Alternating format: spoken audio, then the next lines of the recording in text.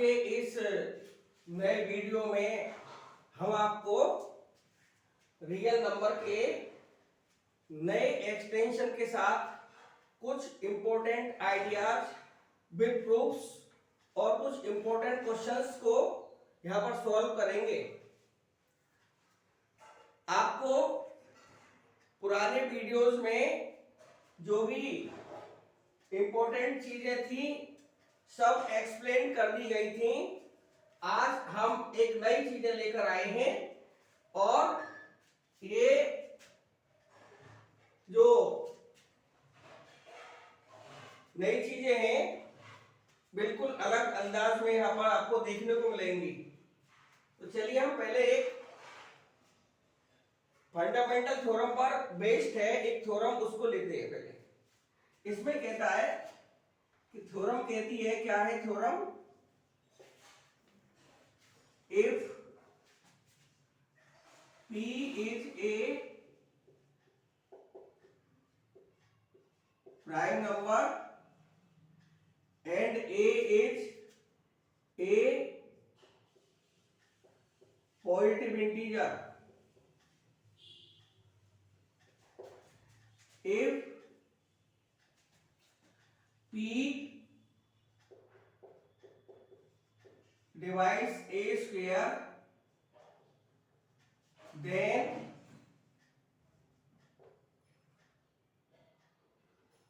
P divides A। ये इसमें दिया हुआ है कि P प्राइम नंबर है और A कोई भी पॉजिटिव इंटीजर है, तो P A स्क्वायर को डिवाइड करेगा तो P A को भी डिवाइड करेगा। ये थ्योरम का फंडा है। तो हम प्रूफ ले रहे हैं।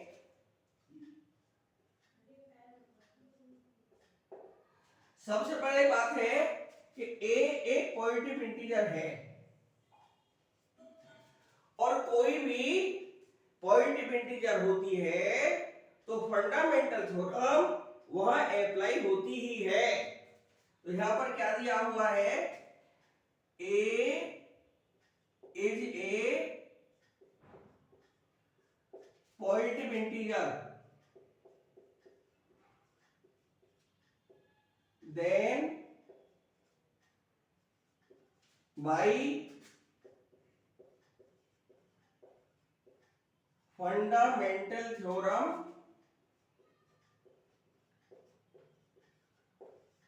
of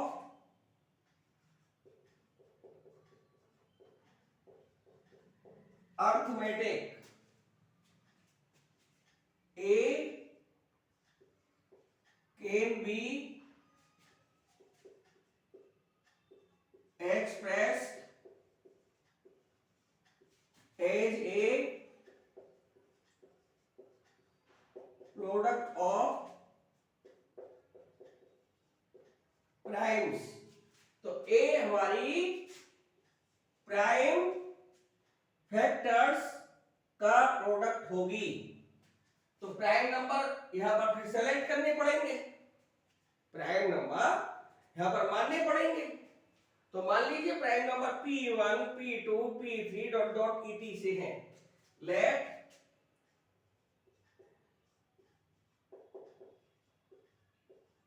prime numbers are P1, P2, P3, dot dot dot, Pn है।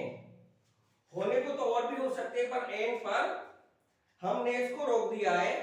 मान लीजिए ये n प्राइम फैक्टर्स हैं और ये जरूरी नहीं है कि ये सारे के सारे डिस्टिंक्ट ही हो। तो नॉट नेसेसरी,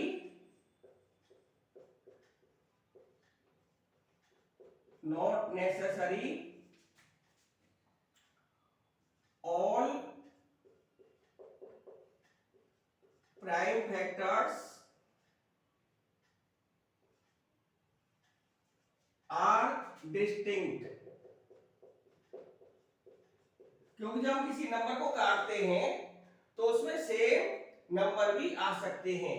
जैसे मान लीजिए मैं 12 को काटूं तो 2 6 जा 12, 2 3 जा और 3 बन जा, तो प्राइम फैक्टर्स आए 2 2 3, यानी 2 यहां पर बेशक प्राइम है, गिनती में काउंटिंग में 3 है, लेकिन 2 तो सेम आ गया है, 2 टाइम्स आया है। तो वही बात यहां पर कहा गया है कि not necessary all prime factors are distinct, कि सारे प्राइम फैक्टर अलग ही होंगे, ये कोई गारंटी नहीं है।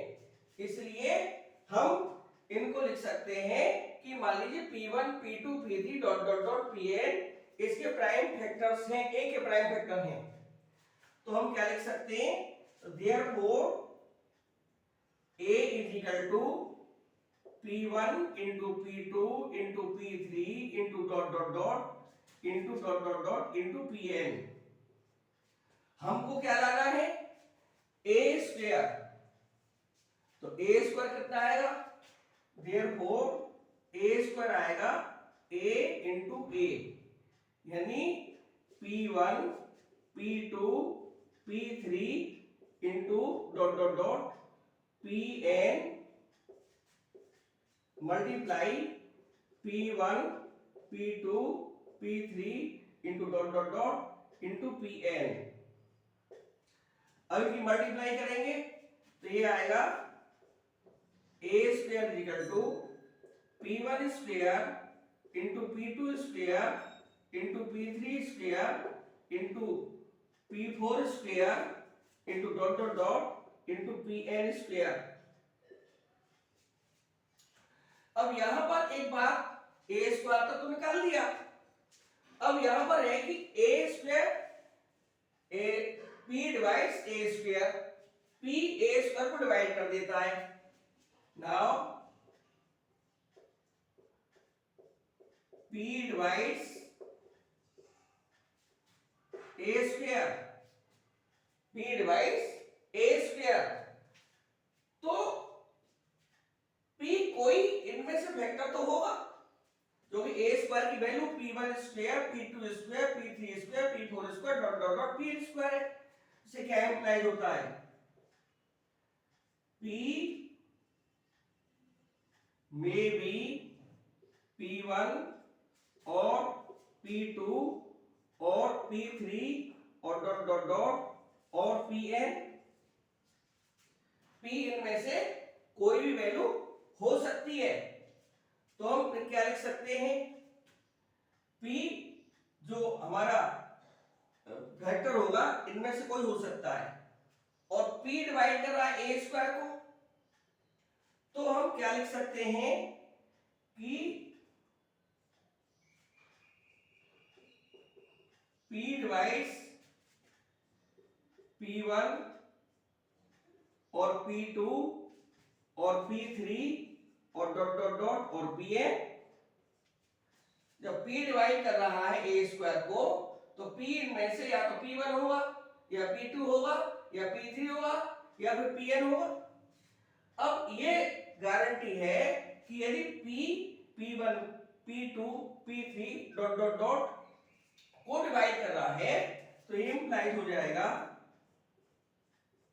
तो इनके प्रोडक्ट को तो डिवाइड कर ही देगा, P divides P1 into P2 into P3 into dot dot dot into Pn।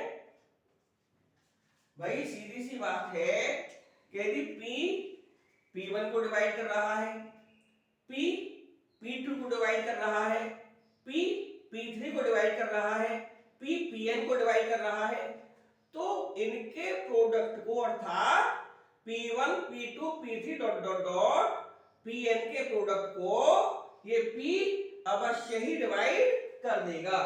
P divides this product surely, ये गारंटी है। तो हम क्या लिख सकते हैं, P डिवाइड्स, अब ये किसके इक्वल माना था, ये तो हमारी वैल्यू A है, ये रही। यदि मैं इसका नाम वन इक्वेशन डाल दूं तो हम लिख सकते हैं A फ्रॉम इक्वेशन 1, यही हमको प्रूव करना था, हेंस प्रूव्ड।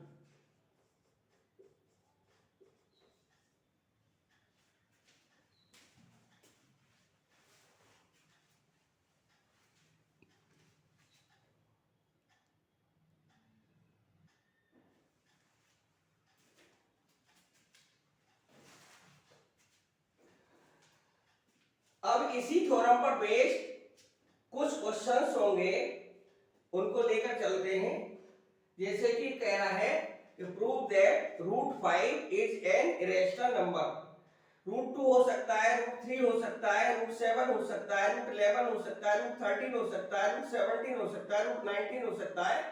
इस तरह से अनेक नंबर जो इरेशनल हैं इसी कैटेगरी में आते हैं, और इसी कैटेगरी में आने की वजह से सबका मेथड एक ही है। तो मैंने अपनी स्वेच्छा से रूट 5 ले लिया है। तो रूट 5 को कैसे हम प्रूव करेंगे कि ये इरेशनल नंबर है? क्योंकि इरेशनल नंबर एक टेढ़ी खीर है, इसलिए हम इसको मेथड ऑफ कॉन्ट्राडिक्शन से सॉल्व करेंगे। और उस मेथड ऑफ कॉन्ट्राडिक्शन में इरेशनल को रेशनल एज्यूम करना पड़ता है, उल्टा मानना पड़ता है, मेथड ऑफ कॉन्ट्राडिक्शन। तो यहां पर लिखेंगे by method of contradiction, shortcut में एमओसी, मौसी, मौसी मेथड से, मेथड ऑफ कॉन्ट्राडिक्शन से इसे सोल्व करेंगे। इसमें क्या करेंगे? If possible let root 5 be a rational number and its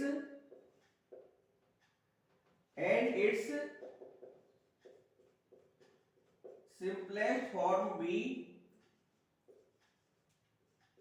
p upon q, where p and q are integers having no common factor other than 1 and q not is equal to 0। क्योंकि जो हमारी rational number होती है उसकी simplest form p upon q assume कर ली जाती है। तो यहां पर p और q दोनों इंटीजर्स हैं और ये डिस्टिंक्ट हैं।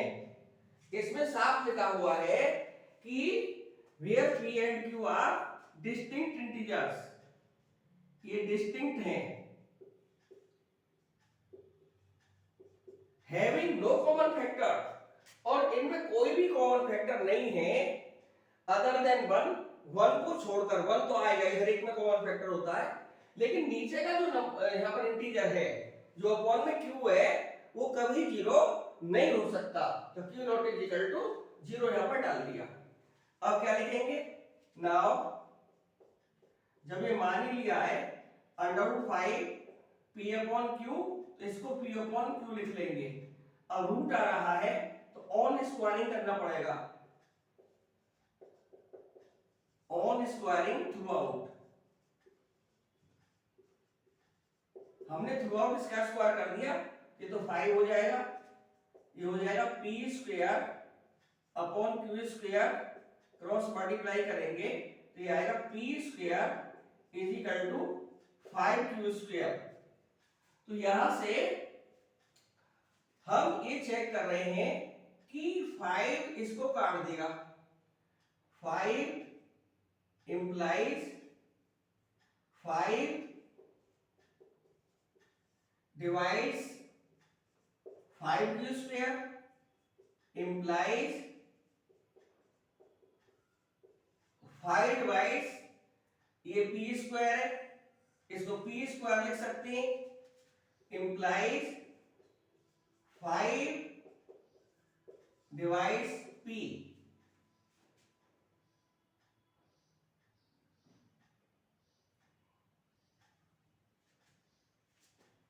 5 P स्क्वायर को काट रहा है तो 5 P को काट देगा।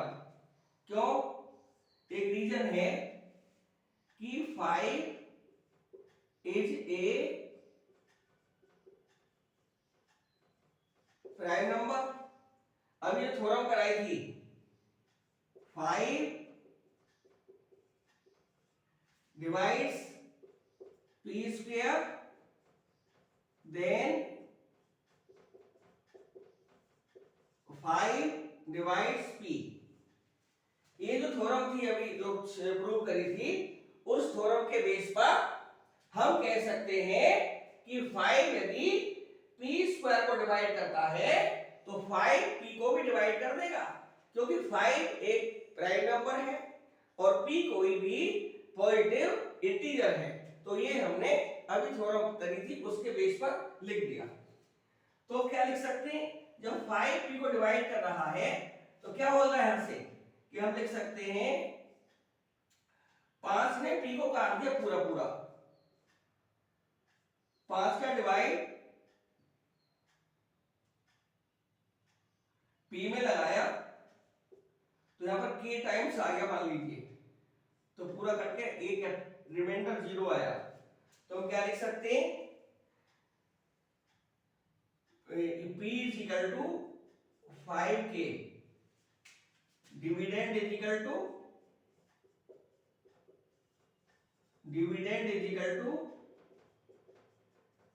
Division into quotient plus reminder.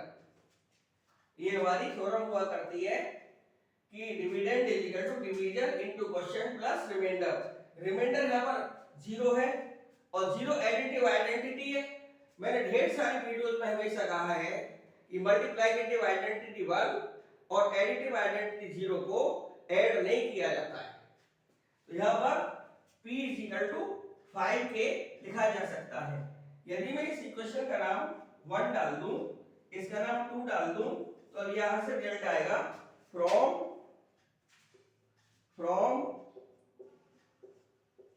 Equations 1 and 2, 1 और 2 से इस P की वैल्यू 5K फर्स्ट में डाल दो तो आएगा 5K का whole square is equal to 5Q square, ये आएगा 25K square is equal to 5Q square.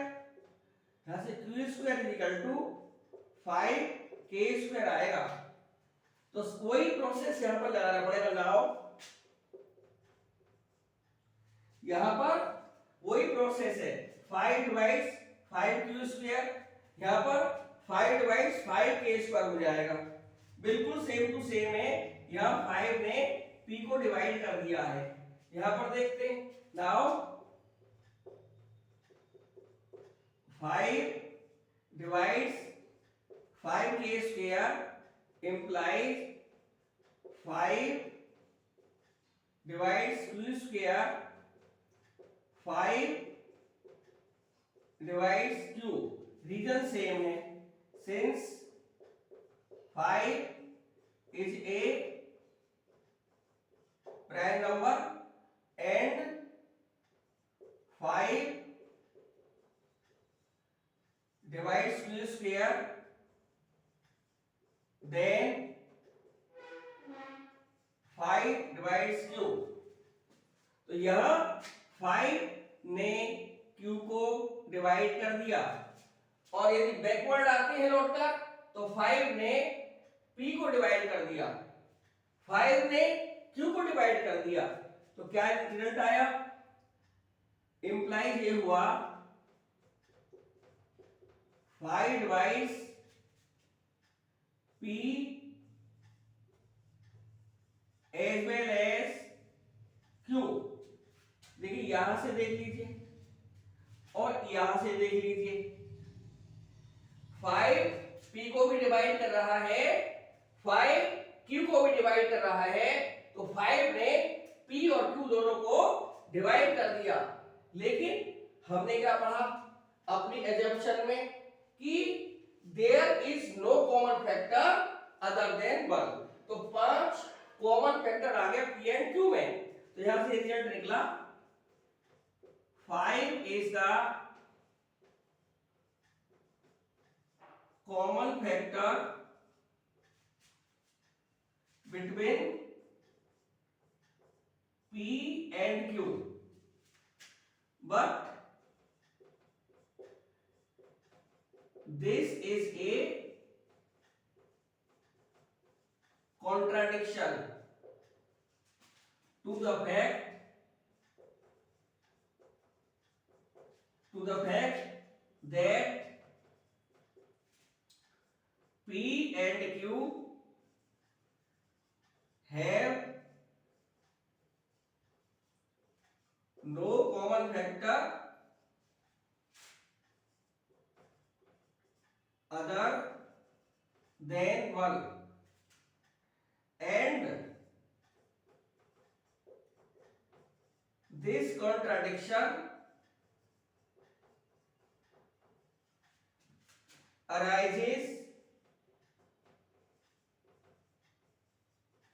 when we assume under root 5 a rational number. हमने इसको रूट 5 को रैशनल नंबर अज्यूम कर लिया था, इस वजह से 5 कॉमन आ गया पी और क्यू में, नहीं तो पी और क्यू में 5 कॉमन आता ही नहीं, क्योंकि सारी जो यहाँ पर थ्योरी एनालिसिस की गई है वो रैशनल नंबर के लिए एनालिसिस किया गया है, उसी वजह से 5 कॉमन फैक्टर आया है P और Q दोनों में। तो 5 is the common factor between P and Q, but हमने क्या कहा था कि there is no common factor other than 1, there is no common factor other than 1 को छोड़कर और कोई फैक्टर कॉमन नहीं आना चाहिए था, तो यहाँ पर कॉमन फैक्टर 1 के अलावा और आने ही नहीं चाहिए था, यहाँ पर 5 आ गया, और ये इसलिए क्राइसिस पैदा हुआ, ये संकट पैदा हुआ क्योंकि हमने इसको रैशनल नंबर माना रूट 5 को, इसलिए क्या लिख सकते हैं, therefore root 5 is not rational, it is irrational। यही हमको लाना था, यही हमको प्रूव करना था। लैंग्वेज बहुत सिंपलिसिटी से सॉल्व करी गई है, बहुत सिंपल लैंग्वेज है, निश्चित समझ में आई होगी।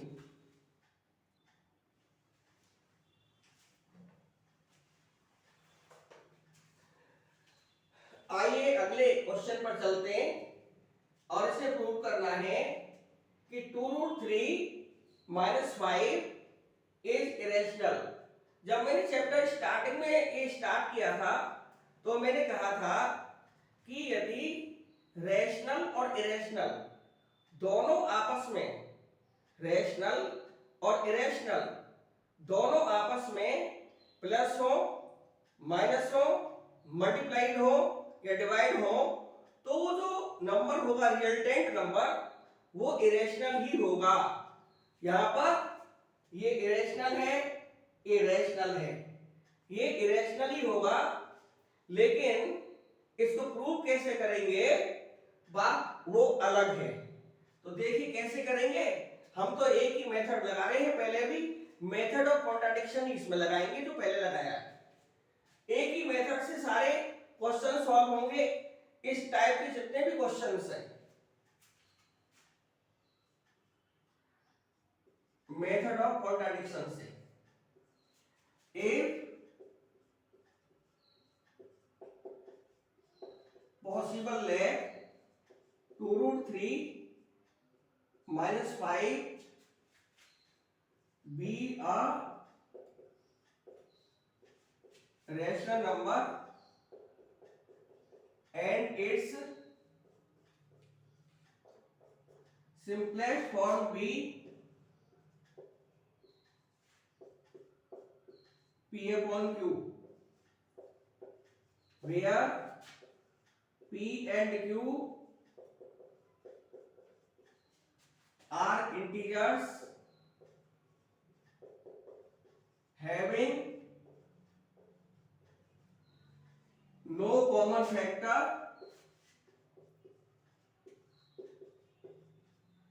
other than 1 and Q not is equal to 0. Now वही लैंग्वेज, वही तरीका, वही process. Now 2√3 minus 5 is equal to P upon Q implies 2√3 is equal to P upon Q plus 5. यहां पर एलसीएम लेने की कतई चेष्टा ना करें, एलसीएम ना लें, क्योंकि P अपॉन Q अपने आप में एक रेशनल नंबर है और हम रेशनल नंबर को बिगाड़ना नहीं चाहते. तो हम क्या करेंगे, सिर्फ ये लिख देंगे √3 is equal to P upon Q plus 5 upon 1 whole upon 2, और 2 को भी 2 अपॉन 1 लिख सकते हैं. तो यहां पर क्या आया, LHS is equal √3 is equal to n irrational number. RHS क्या है, P upon Q a rational number plus 5 upon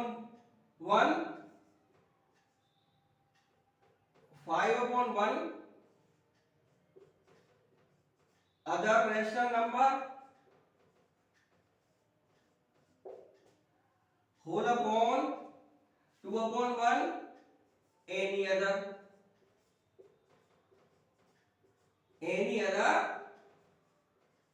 rational number. और हम जानते हैं कि a rational number plus other rational number यानी रेशनल प्लस रेशनल नंबर आ जाएगा. रेशनल नंबर अपॉन फिर कोई रेशनल नंबर, ये भी रेशनल नंबर आएगा. और रेशनल नंबर में रेशनल नंबर का डिवाइड लगेगा तो ये भी रेशनल नंबर आएगा, क्योंकि यहां पर कोई अपॉन में 0 नंबर नहीं है, क्योंकि अपॉन में हमारा रेशनल 2 अपॉन 1 है. तो यहां पर लिख सकते हैं denominator not is equal to 0. ये यहां पर कंडीशन देने में फायदा रहेगा कि बिल्कुल क्लैरिफिकेशन हो जाएगा और क्लियर चीज ठीक रहती है. तो ये अपॉन में एनी अदर जो रेशनल नंबर है, यहां पर जो हमारा 2 अपॉन 1 है, ये 2 अपॉन 1 ये 0 नंबर नहीं है. 2 अपॉन 1 जो मैंने लिखा है ये नंबर 0 नहीं है. तो हम RHS को देखते हैं, रेशनल नंबर प्राप्त हुआ, LHS रेशनल नंबर प्राप्त हुआ. तो यहां पर लिख सकते हैं therefore LHS not is equal to RHS, that is अर्थात n rational number not is equal to a rational number. कोई भी रेशनल नंबर के बराबर नहीं हो सकता.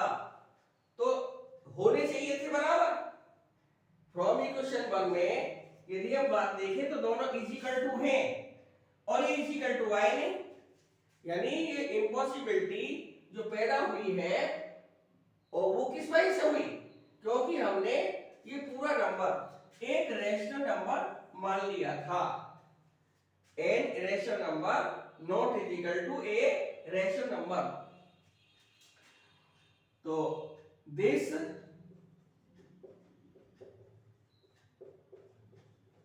impossibility arises when we assume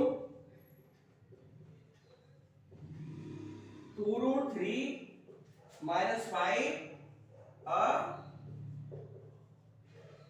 rational number, therefore 2 root 3 minus 5 is an irrational number. यही हमको लाना था, ये इरेशनल नंबर आना चाहिए और ये इरेशनल नंबर हमें प्राप्त हो गया। इस तरह के जितने भी सम्स हैं हो जाएंगे।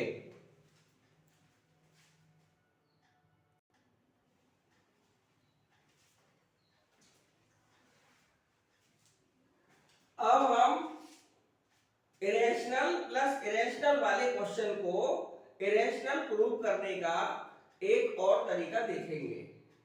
तरीका बिल्कुल अलग नहीं है, इसी मेथड से होगा, बस रूट आने की वजह से स्क्वायरिंग देनी पड़ेगी। एक क्वेश्चन है जैसे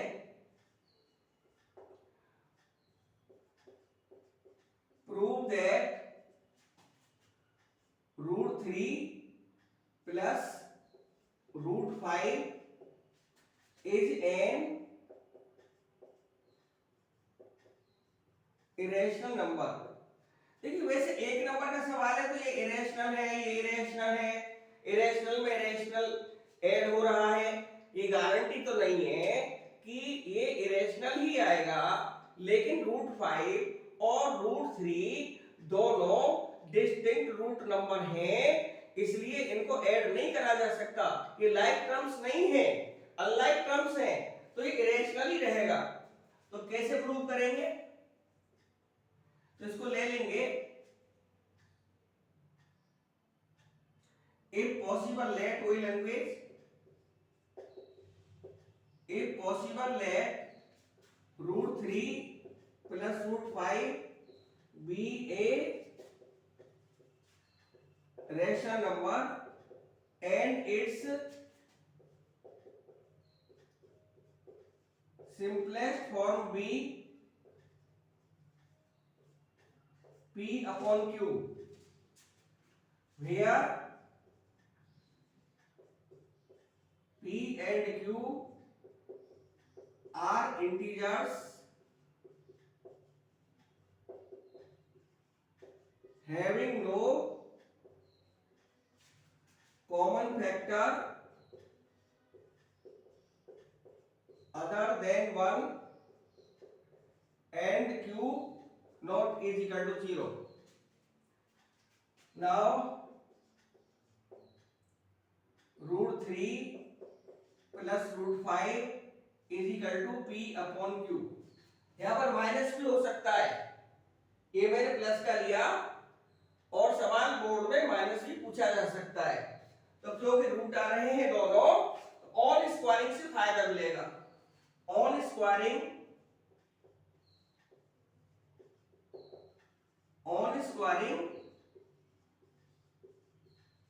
थ्रू आउट। ये ऐसा भी हो सकता है कि एक इरेशनल नंबर को राइट हैंड साइड में ले लिया जाए, वहां बेकार का स्टेप पड़ेगा, ये ज्यादा बेटर है।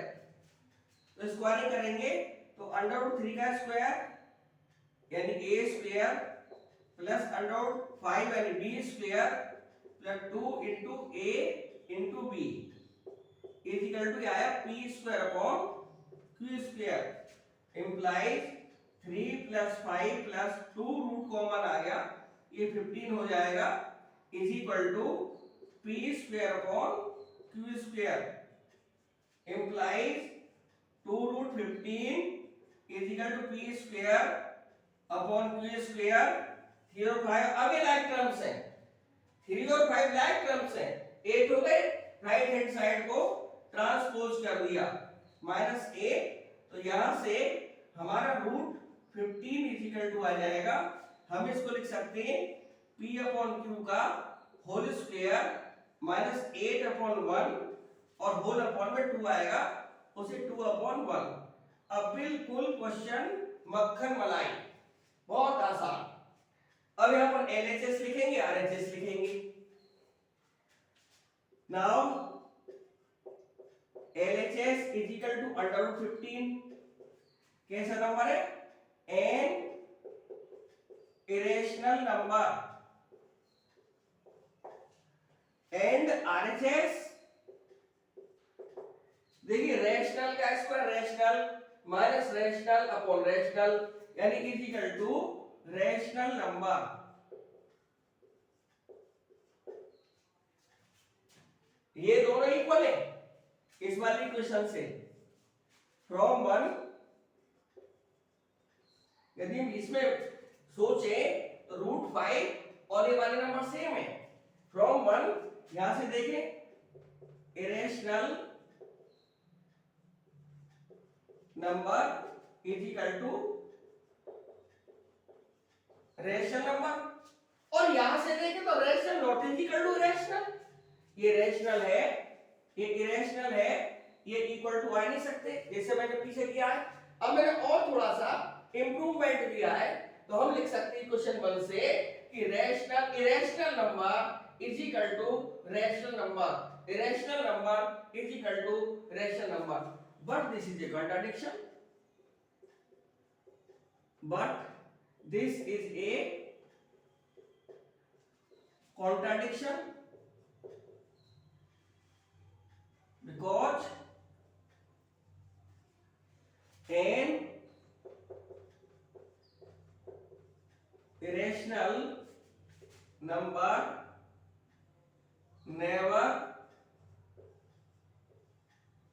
never equals to a rational number. इसमें एक रेशनल नंबर रेशनल कभी हो नहीं सकती, और ये कॉन्ट्रडिक्शन कब पैदा हुआ? And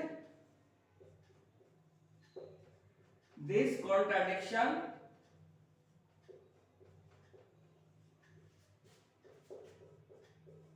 arises when we assume root 3 plus root 5 a rational number. जब हमने इसको रेशनल नंबर माना तब ये पूरा कॉन्ट्रडिक्शन पैदा हुआ है। Therefore root 3 plus root 5 is N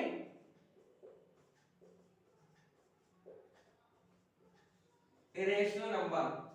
यही हमको लाना था कि रूट 3 प्लस रूट 5 एक इरेशनल नंबर है। अब इस टाइप के जितने भी सम्स हैं वो हो जाएंगे।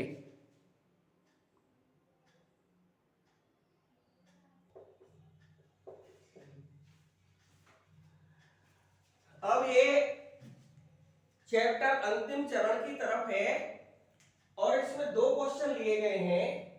इसमें ये कहा गया है कि without actual division show that this number terminating decimal है और this number non terminating repeating decimal है। तो कैसे करेंगे इसका मैंने पहले तरीका बताया था कि यदि डिनोमिनेटर में 2 की पावर m इंटू 5 की पावर n फॉर्म आ जाए तो ये टर्मिनेटिंग डेसिमल होता है, अदरवाइज नहीं होता। तो हम यहाँ पर पहले, लेकिन शर्त यह है कि हमारा p upon q simplest form होना चाहिए। क्या है सिंपलेस्ट फॉर्म है? पहला वाला 3 इंटू 7 अपॉन 35 इंटू 2 की पावर 3 इंटू 6 इंटू 5 की पावर 3। तो देखिए कैंसिल आउट हो रहा है, 3 2 जा 6, ये कटा 7 5 जा 35, ऊपर 1 जा बचेंगे। तो हमारा बचेगा 1 1 जा 1 अपॉन 2 की पावर 1 यहां पर भी है तो 2 की पावर ये 4 हो जाएंगे। सेम बेस है, ये भी 2 है, ये भी 2 है, 3 पावर यहां पर है, 1 पावर यहां पर है। सेम बेस होने की वजह से पावर ऐड हो गई। मल्टीप्लाई 5 की पावर 1 यहां पर है और 3 यहां पर है, तो ये भी 5 की पावर 4 हो गया। अब यहां पर लिखेंगे now denominator is equal to 2 की पावर 4 मल्टीप्लाई 5 की पावर 4। ये हमारा 2 की पावर m इंटू 5 की पावर n की फॉर्म आ गई। यहां पर विशेष ध्यान देने की बात यह है कि m और n होल नंबर्स हैं, ये नेचुरल नंबर्स नहीं है। क्योंकि कभी कभी क्या होता है कि 2 की पावर आ जाती है डिनोमिनेटर में, 5 की पावर आ जाती है डिनोमिनेटर में, 2 की पावर आ गई, 5 की पावर नहीं आई, 5 की पावर आ गई, 2 की पावर नहीं आई, तो 1 की मल्टीप्लाई करके मान लीजिए 2 की पावर नहीं आई तो 2 की पावर 0 लगा लेंगे, 5 की पावर नहीं आई तो 5 की पावर 0 लगा लेंगे। क्योंकि किसी भी नंबर पर यदि वो 0 नहीं है, कोई भी नंबर 0 नहीं है और उस नंबर पर पावर 0 लगा देंगे तो वैल्यू 1 होती है। यहां पर ये इसलिए ध्यान देना पड़ेगा कि m और n होल नंबर्स हैं। Where m and n are whole numbers and m की वैल्यू यहां पर देखें, कंपेयर करें, 4 आ रही है और n की वैल्यू भी 4 आ रही है। तो ये हमारी डिनोमिनेटर आया हमारा 2 की पावर m और 5 की पावर n का। तो therefore given number is a terminating decimal. ये हमारा टर्मिनेटिंग डेसिमल नंबर आएगा इतना बड़ा। कैसा भी दे नंबर हो तो हमें सिंपलीफाई करने के बाद में देख लेना है कि डिनोमिनेटर 2 की पावर m और 5 की पावर n में आ जाए तो नंबर हमारा टर्मिनेटिंग डेसिमल होगा, अदरवाइज नहीं होगा। तो यहां पर ये नंबर वास्तव में 2 की पावर 4 और 5 की पावर 4 में आया है, यानी 2 की पावर m 5 की पावर n में आया है। तो ये नंबर हमारा टर्मिनेटिंग डेसिमल ही है। अब यदि इसमें एक्स्ट्रा क्वेश्चन पूछा जा सकता है, एक्स्ट्रा क्वेश्चन में क्या करेगा कि इसका डेसिमल रिप्रेजेंटेशन दो, यानी डेसिमल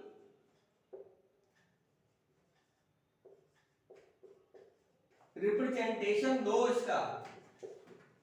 तो डेसिमल रिप्रेजेंटेशन कैसे आएगा? अभी हमने देखा कि 1/2 की पावर 4 इंटू 5 की पावर 4, यहां पर हमारा टर्मिनेटिंग है और एक एक्सपोनेंट का रूल है कि यदि पावर सेम होती है तो पावर ही कॉमन आ जाती है। तो 4 हमने कॉमन ले लिया, 2 इंटू 5 यहां पर बचेगा। ये गारंटी नहीं है कि बार बार 2 की पावर और 5 की पावर सेम ही आए, लेकिन हमको डिनोमिनेटर में दोनों को सेम बनाना पड़ेगा। सपोज करिए यहां पर 2 की पावर 3 होती तो हम क्या काम करते, 2 की ऊपर मल्टीप्लाई कर देते और 2 के नीचे मल्टीप्लाई कर देते, तब हमारा सम 2 अपॉन लाइक दिस आता, 2 अपॉन 2 इंटू 5 की पावर 4 आता। फिलहाल तो यह पावर कॉमन आ गई है, हम लिख सकते हैं 1 अपॉन 10 की पावर 4, 1 अपॉन 10 की पावर 4। अब यहां पर क्या लिखेंगे, इसमें 4 हमारे जो है 0 आ रहे हैं, 1 2 3 4, तो इसको लिखेंगे 0.0001, यानी जितनी पावर होती है उतना ही डेसिमल प्लेस यहां पर आता है।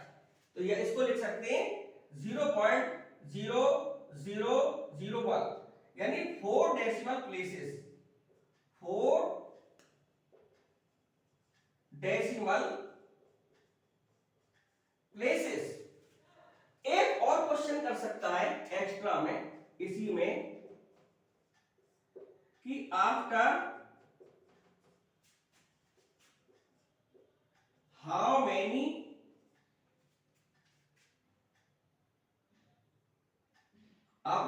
डेसिमल प्लेसेस इट टर्मिनेट्स या इट विल टर्मिनेट। तो कितने डेसिमल प्लेस पर 1 2 3 4, तो यहां पर आंसर आएगा आफ्टर 4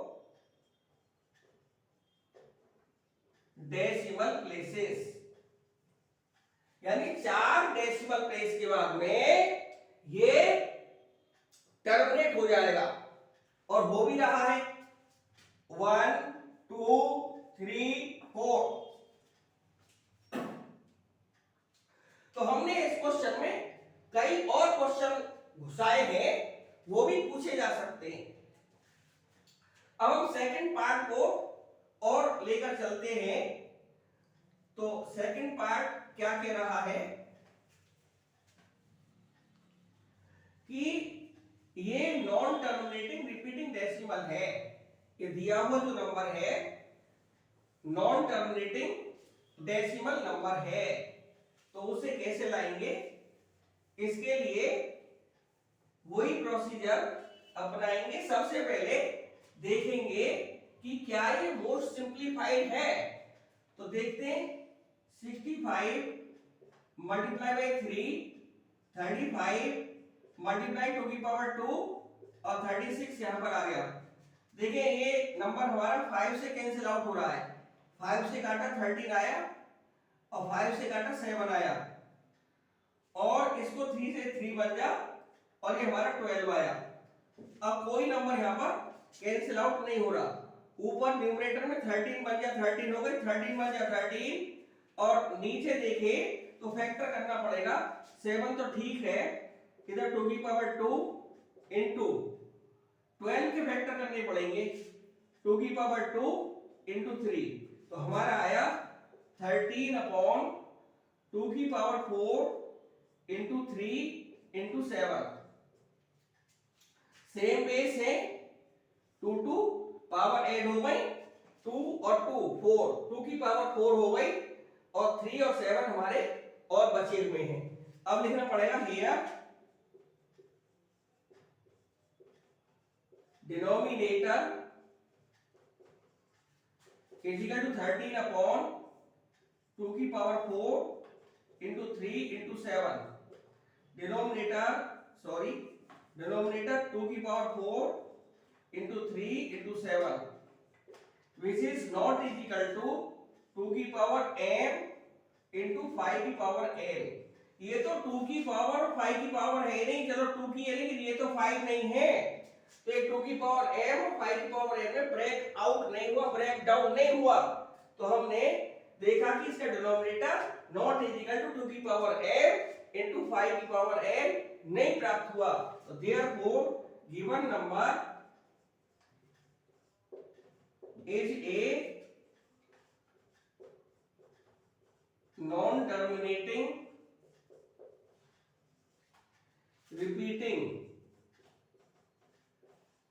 रिपीटिंग लिखें और